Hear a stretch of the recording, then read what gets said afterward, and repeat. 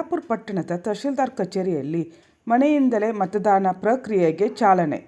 ಗುರುವಾರ ಬೆಳಗ್ಗೆ ಪಟ್ಟಣದ ತಹಶೀಲ್ದಾರ್ ಕಚೇರಿಯಲ್ಲಿ ಮನೆಯಿಂದಲೇ ಮತದಾನ ಪ್ರಕ್ರಿಯೆಗೆ ಸಹಾಯಕ ಚುನಾವಣಾಧಿಕಾರಿ ಅಜ್ಜಪ್ಪ ಸೊಗಲದ್ ಚಾಲನೆ ನೀಡಿ ಮಾತನಾಡಿ, ಲೋಕಸಭಾ ಸಾರ್ವತ್ರಿಕ ಚುನಾವಣೆಯಲ್ಲಿ ಚುನಾವಣಾ ಆಯೋಗವು 85 ವರ್ಷ ಮೇಲ್ಪಟ್ಟವರು ಮತ್ತು ವಿಕಲಚೇತನರಿಗೆ ಮನೆಯಿಂದಲೇ ಮತದಾನ ಮಾಡುವ ಅವಕಾಶ ಕಲ್ಪಿಸಿದ್ದು, ಅದರಂತೆ ಯಲ್ಲಾಪುರ ಲೋಕಸಭಾ ವ್ಯಾಪ್ತಿಯಲ್ಲಿ ಏಪ್ರಿಲ್ 25ರಂದು ಮನೆಯಿಂದಲೇ ಮತದಾನ ಮಾಡುವ ಪ್ರಕ್ರಿಯೆಗೆ ಚಾಲನೆ ನೀಡಲಾಗಿದೆ.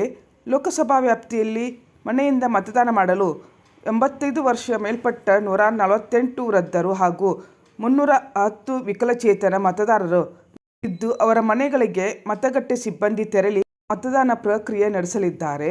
ಮನೆಯಿಂದ ಮತದಾನ ಮಾಡುವ ಅರ್ಹ ಮತದಾರರಿಗೆ ಈಗಾಗಲೇ ಮತಗಟ್ಟೆ ಅಧಿಕಾರಿಗಳು ಅವರ ಮನೆಗಳಿಗೆ ಭೇಟಿ ನೀಡುವ ಸಮಯ ಮತ್ತು ದಿನಾಂಕವನ್ನು ತಿಳಿಸಿದ್ದು, ಪೂರಕ ದಾಖಲೆಗಳನ್ನು ಒದಗಿಸುವಂತೆ ಮಾಹಿತಿ ನೀಡಲಾಗಿದೆ. ಮನೆಯಿಂದ ಮತದಾನ ಮಾಡುವ ಮತಗಟ್ಟೆ ಸಿಬ್ಬಂದಿಗಳ 18 ತಂಡಗಳನ್ನು ಮಾಡಲಾಗಿದ್ದು, ಅದರಲ್ಲಿ ಸೆಕ್ಟರ್ ಅಧಿಕಾರಿ, ಪೋಲಿಂಗ್ ಅಧಿಕಾರಿಗಳು, ಮೈಕ್ರೋ ಅಬ್ಸರ್ವರ್, BLO, ಪೊಲೀಸ್ ಸಿಬ್ಬಂದಿ, ವಿಡಿಯೋಗ್ರಾಫರ್ ಒಳಗೊಂಡ ತಂಡವಿರುತ್ತದೆ. ಅವರಿಗೆ ರೂಟ್ ಮ್ಯಾಪ್ ಸಿದ್ಧಪಡಿಸಿ ಅದರಂತೆ ಪ್ರತಿದಿನ ಮನೆಯಿಂದ ಮತದಾನ ಮಾಡಲು ಒಪ್ಪಿಗೆ ನೀಡಿರುವ 85 ವರ್ಷ ಮೇಲ್ಪಟ್ಟ ಮತ್ತು ವಿಕಲಚೇತನ ಎಲ್ಲ ಮತದಾರರು ಯಾವುದೇ ಸಂದರ್ಭದಲ್ಲೂ ತಮ್ಮ ಮತದಾನದ ಹಕ್ಕಿನಿಂದ ವಂಚಿತರಾಗದಂತೆ ಎಚ್ಚರ ವಹಿಸಿ ಜವಾಬ್ದಾರಿಯುತವಾಗಿ ಕರ್ತವ್ಯ ನಿರ್ವಹಿಸುವಂತೆ ಎಲ್ಲ ಸಿಬ್ಬಂದಿಗಳಿಗೆ ಸೂಚಿಸಿದರು.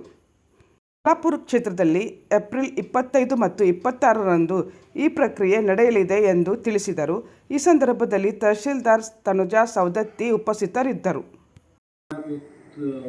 25 ಮತ್ತು 26ರಂದು ಆಯೋಜಿಸಲಾಗಿದೆ.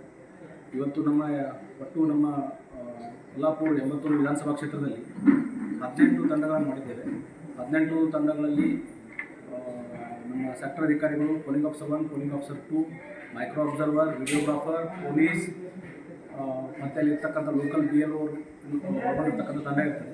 ಅವರು ಮನೆಗೆ ಭೇಟಿ ನೀಡಿ 85 ವರ್ಷ ಮೀರಿದ ಹಿರಿಯ ನಾಗರಿಕರಿಗೆ ಹಾಗೂ ವಿಶೇಷ ಚೇತನರಿಗೆ ಮನೆಗಳಿಗೆ ಭೇಟಿ ನೀಡಿ ಅವರ ಮತವನ್ನು ಪಡೆಯಲಿದ್ದಾರೆ.